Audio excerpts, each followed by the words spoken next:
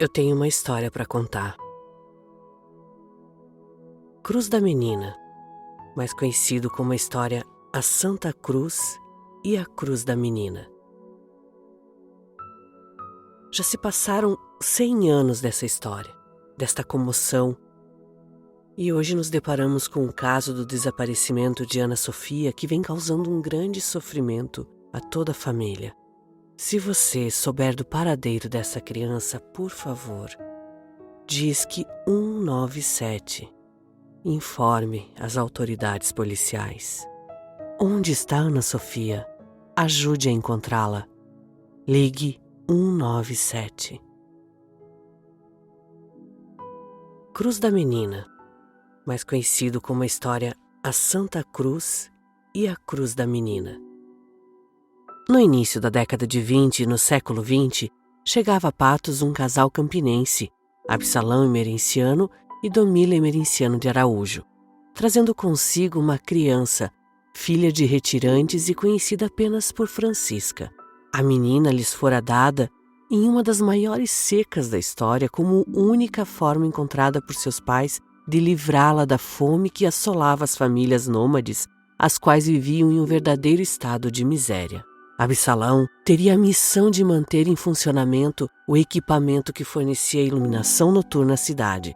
Sua esposa, por sinal, uma bela mulher, trazia consigo um gênio forte e desumano, transformando a criança em presa fácil, explorada no trabalho e submetida a constantes sessões de tortura. Se por um lado não concordava, o homem do motor da luz aceitava as referidas práticas e, aos poucos, a tragédia passava a ser apenas uma questão de tempo.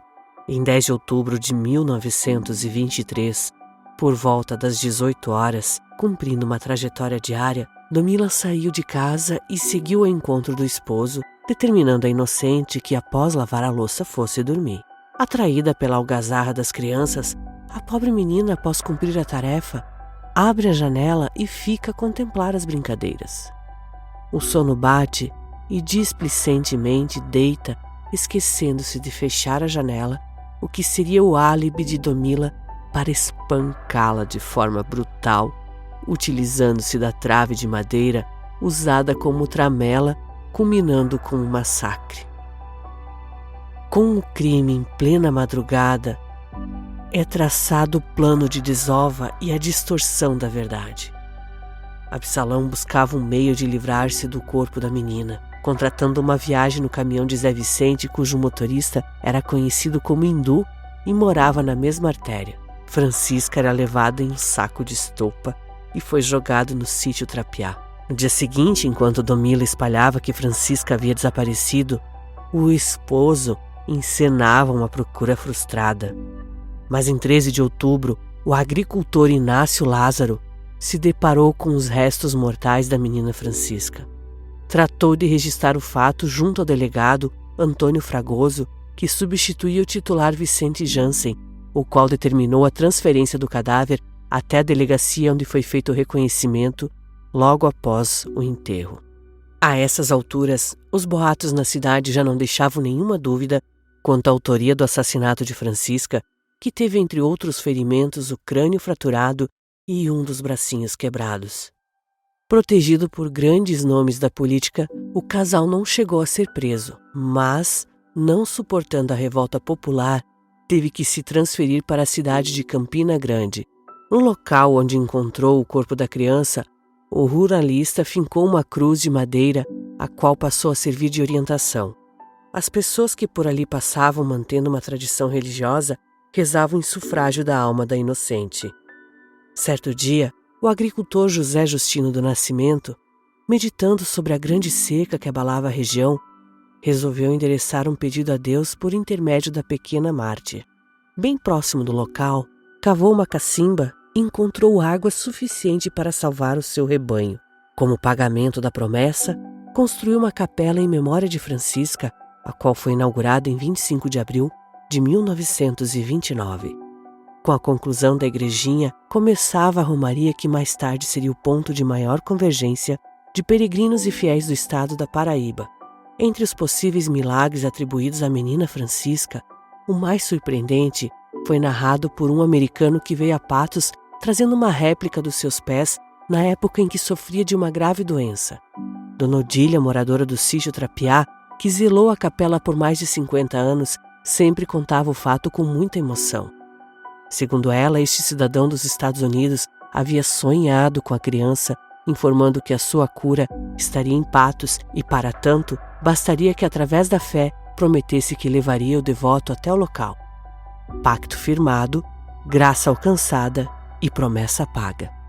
Somente 11 anos depois do crime, graças à determinação do juiz Luiz Beltrão, que desengavetou o processo e mandou que os dois fossem presos em Campina Grande, aconteceu o primeiro julgamento do casal no dia 15 de junho de 1934 com a absolvição. Em 24 de outubro, o casal voltou ao banco dos réus e a decisão anterior se repetiu, provocando mais um pedido de anulação pela acusação. Finalmente, o último júri em 5 de junho de 1935. Mesmo sendo inocentado pela justiça, o casal jamais foi perdoado pela população. Décadas depois de inaugurada a capela, a estrutura já não chegava a comportar os devotos provindos de todos os pontos do Brasil como testemunhos das mais diversas graças alcançadas. Começava então uma batalha pela concretização de um projeto amplo capaz de abrigar não apenas a religiosidade, como também o aspecto turístico com a consequente geração de divisas. O então deputado federal Divaldo Mota comprou a briga com o Estado para a edificação do parque, o que só veio a ser concretizado no governo de Ronaldo Cunha Lima.